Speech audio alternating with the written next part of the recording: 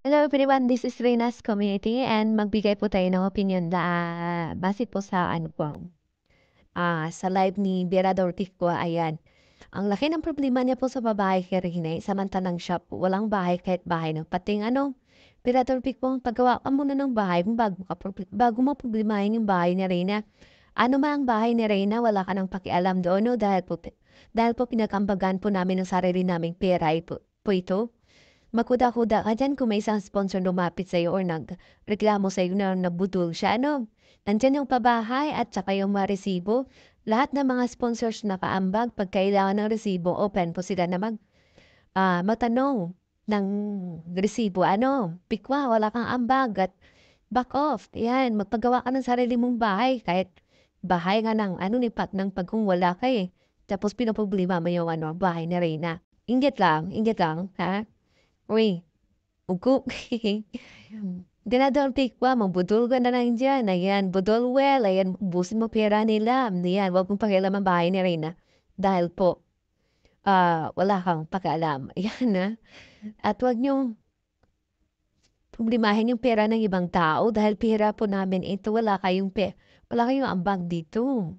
Ayan na, pero dolpik pa, nakakaawa ka naman. Ayan, kakaawa kang hayop.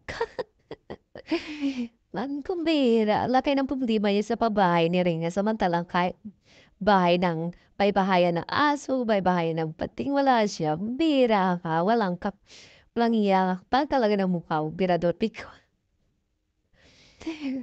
Magkasing katulad na kayo ni Kanor, no? Diyos ko, nag-isawsaw, nakikialam dito sa pabahay na wala namang ambag, sariling bahay, hindi mapatapos-tapos. Samantalang bahay ni Rina, yun na inaatupag, pambihirang buhay ito, ano Grabe talaga mga tao na to. Itong Pirador Pikwa, palaging pinapalaya sa pinapaupahan. Pirador Pikwa, magtrabaho ka na lang para magkaroon ka ng bahay, hindi yung bahay na ibang tao yung pinapakailaman mo. Hayop kung buwisit ka. At dito lang po guys, no? Maraming salamat and God bless us all. Yung kanilang mga sinasabi. Diba, Kuya Mel? Endo na. Diba? Ganun meaning nun. Kaya wala nang gumagawa kasi endo na. Ngayon, sino ang magtatapos ng finishing yan? Siyempre, kukuha na lang ng karpintero yan. Diba, Kuya Mel? Automatic yan, kukuha na lang ng karpintero yan. Tama ba? Kuya Mel? Diba? Kukuha na lang ng mga tambay yan. Karpintero ka, sir, kaya mo mag-tiles? Kaya mo palitada? Ganun yun eh. Diba, Kuya Mel? Alam. Diyos ko naman. Alam ng mga nagpapabahay yan. Alam ng mga nagpapatayo ng bahay yan. Diba, Kuya Mel? Kukuha na lang ng karpintero yan for finishing. Di ba? Matik yan. Para mapatipid. Di ba? Kasi bakit? Wala naman talagang contractual na nangyari. Wala naman talagang kontratang nangyari. Di ba? Wala nga may labas na ebidensya na kontrata yan. Di ba? Rina, nasa nanay. Hello. Pastora. Ayan, kasabuat na ba ninyo si Melanie? Lumabas na. Kaya pala no wonder, Mama, Amparo Hamulin.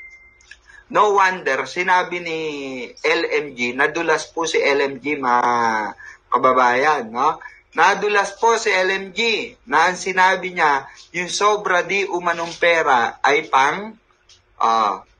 pang-aral ni Rina. So, meaning to say, walang 1.1 po yung bahay. Dahil nagbigay sila ng pasobra. Doon pa lang kutong lupa kayo, huli na kayo. Yung gumagawa kasi sa akin dito, lahat alam gawin. Sabi ni Kuya Mel, diba?